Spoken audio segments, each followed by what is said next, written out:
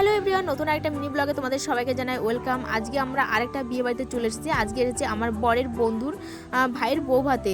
এসে দেখি ভাবিজির ছবি তুলছে, আর ভাবিজির সামনে ক্যামেরা ধরাতে ভাবিজি যা লজ্জা পাচ্ছিল কি বলবো ভাই।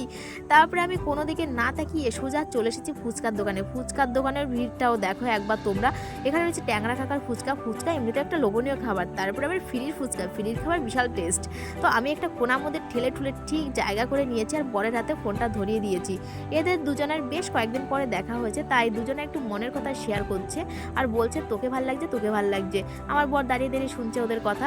আমরা এখন চলে এসেছি খেতে। খাওয়ার প্যান্ডেলের অবস্থাটা একবার দেখো। আসলে এখানে হাজার লোকের আয়োজন, বুঝতেই পারছো কেমন ভিড় হতে পারে।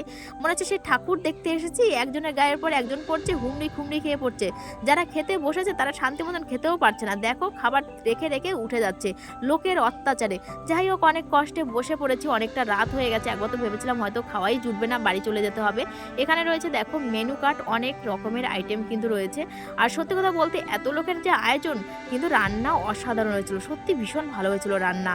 তো খাওয়া দাওয়া হয়ে গেছে, একটা জলের বোতল হাতে করে নিয়ে আমি বেরিয়ে আসছি। দেখো এখন যাব বাড়ির দিকে। বাইরে বেরিয়ে দেখি মামুনের সব নাচানাচি করছে। মামুনের নাচ দেখে আমার তো একটু নাচতে ইচ্ছে লাগছিল, কিন্তু না না, আমি ক্যামেরার সামনে নাচি, লোকের সামনে নাচি না।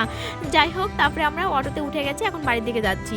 তো ভিডিওটা কেমন লেগেছে তোমাদের কাছে অবশ্যই কমেন্ট করে জানাও। যদি ভালো লাগে লাইক শেয়ার করতে একদমই ভুলবে না। আর আমরা বাড়ি যেতে থাকি, তোমরা তাড়াতাড়ি আমার চ্যানেলটিকে সাবস্ক্রাইব করে দাও। চলো তোমাদের সবাইকে জানাই টাটা।